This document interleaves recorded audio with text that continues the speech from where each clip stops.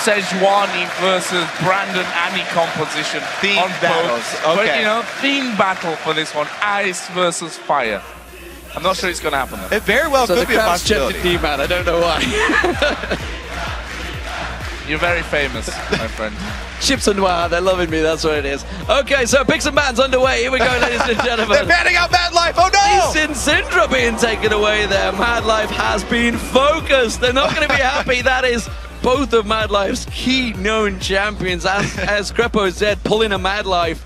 The fact that Blitzcrank get Thresher off there. Look at Madlife, he's not happy. He's just like, well, what do you want me to do? He was cracking up at first when he first saw them. But yeah, they are targeting the AD carry and support roles. Basically, Madlife's like, all right, then I'll play Vayne, and you can take some other support for this one. Oh. Is it going to be Annie Brand? It is. It's going to be Annie Brand. That was one of the combos that was pretty heavily favored last time around, and actually, it looks like Team Ice are going for the double AD. So this is a big strategy by both teams. Obviously, the range advantage with Ice, but there's a big kill lane in Annie Brand. Yeah, it's going to be fire versus, I guess, purple is sort of the theme on this other side, if we want to stretch it.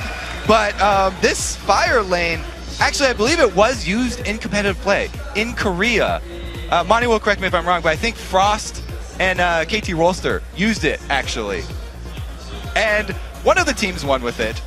I think it was Rolster that won. So the great thing is, of course, that you've got masses of stun going in there and some really focused damage, especially when he gets level 6. And that, okay, game number 1 showed us that maybe we're not going to see too much level 6 play in these games.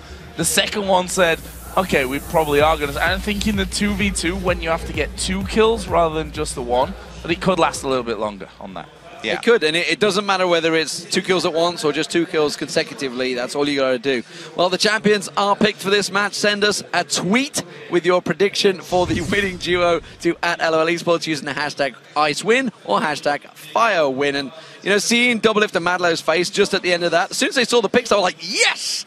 So they are pretty confident that they've got this one. Should we change those hashtags to like hashtag purple win and hashtag fire win? Because they have sort of a theme. They're going with the Arctic skin on Varus at least, and the Arctic skin on Kennen. See? That works with the theme. Exactly. So it is kind of fire and ice. There we go. That's good. We're happy perfect, about actually. This one. But who's going to be the strong one? I mean, we could also see these play, although I don't think so. You know, you've got like... Just go with it. Come on, Joe. You just gotta go with it. AD carry, and you've got a mid laner. They're both absolutely amazing at farming, right?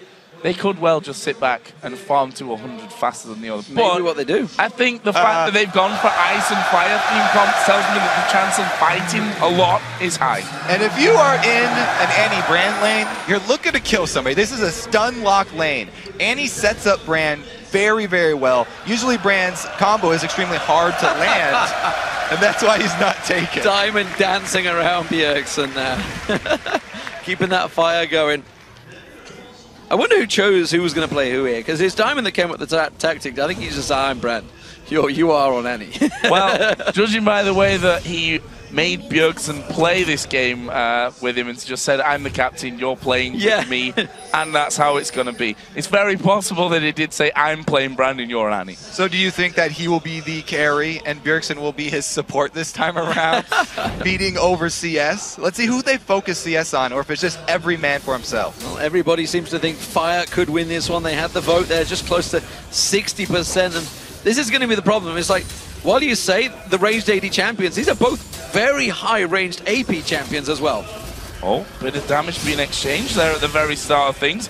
Early CS advantage did go over onto Fire, but that's pretty much not even the end of the first wave here. And there we see 5-2, it's going to be 5. I can't see Doublelift missing this CS. So yeah, 5-5 after that first wave coming in.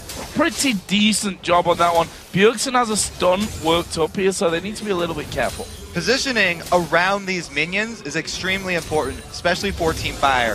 If they can avoid the harass from Madlife early, whoa! Oh, it's all on Doublelift. There's the stun lock. The exhaust is going to be used on both sides, but you can see Bjergsen, Madlife's all over him. One more shuriken comes in, and now Diamond's in trouble. The long range from Doublelift, but he goes down. But Madlife can finish the game right here. One more shuriken threading through. One more Bjergsen's dead. He's on the tower. Oh, the barrier blocks it for the minions. He just about gets into the bushes and saves his life. Diamond may go for this. Absolutely insane stuff here. That would have ended the game whether that was Madlife going down or Diamond going down, so very, very close. Healing relics are about to come up. They also restore some resource for your champion, so if Diamond had been able to get that, it would also give him mana back. But he has to go back to the base, get back to full life, because the next person to go down, doesn't matter who it is going to lose the game.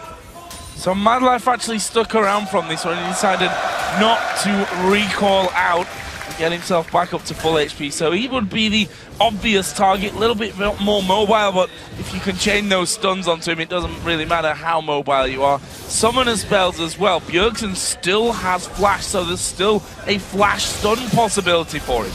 Well, Diamond actually went back and got himself a Doran's Blade for this one. They need to make sure they can keep up with the CS, as you mentioned. We saw already in game two, with Cool. Once they get that CS advantage, it's very hard to catch back up, especially against 280 carries. Yeah, and as of the matchup so far, we basically do see it playing out as expected. Madlife was the one to get the kill, and Doublelift actually came back in and got killed. So all in, Bjergsen looking for this one. He's got flash available, he's got the stun ready. Surely they can pop someone on ice quicker than ice can return the damage. The 80 carries need time to build that damage up. Diamond also has a Doran's Blade on top of his red elixir. True. So the auto attacks from Brand are going to hit pretty hard as well. And the question is, because we've already got one kill apiece, there's a stun onto Doublelift. If they don't follow it through, I was going to say how it is obviously risky to flash stun in there from Bjergsen's side, but would that be worth it? Would they go for that one here? Would they dare go for something that ballsy? It absolutely would be worth it, because they only need single target damage. They only need to take down one person, and they just have to rush it because all the summoners are currently down. There's no exhaust that he has to get through, no barrier, no heal. Oh, that's good poke. Diamond's actually taken very low. He's got aggressive on this one. Doublelift's on him, but he gets locked up. And goes down to Diamond's fire. And it is Bjergsen and Diamond that take victory for Fire. And that is tying everything up at 5-5. Bjergsen stuns both of them to save Diamond and secure the kill. Such a close match. The timing on that as well. Doublelift, his Varus was literally drawing the bow back to throw that last auto attack out. Gets stunned up, but we can see here these guys become good friends certainly over this last week.